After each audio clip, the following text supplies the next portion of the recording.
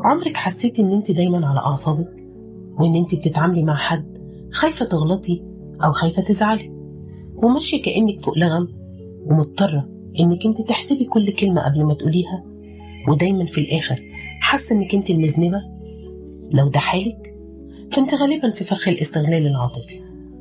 واول خطوة في الروشتة: راقبي طاقتك مش كلامهم. المستغل ممكن يكون كلامه معسول جدا، بس النتيجة انك بعد كل مكالمة او مقابلة بتحسي ان انت روحك اتسحب وتفكيرك مشتت. الحب بيزود طاقتك، الاستغلال هو اللي بيخلص عليها. تاني خطوة: لا جملة كاملة، مش محتاجة تبرري. بطلي تقدمي كشف حساب وتبرري انت ليه مش هتقدري تعملي الحاجة دي.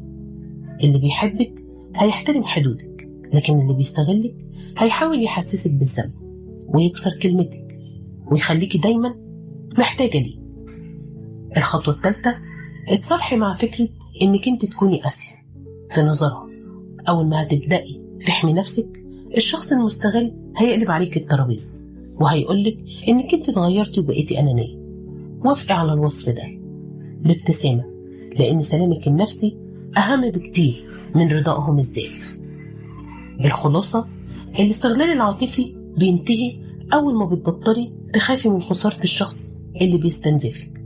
حب الذات مش أنانية، حب الذات هي الحماية الحقيقية. أنا نرمين، ودي روشتة ماما.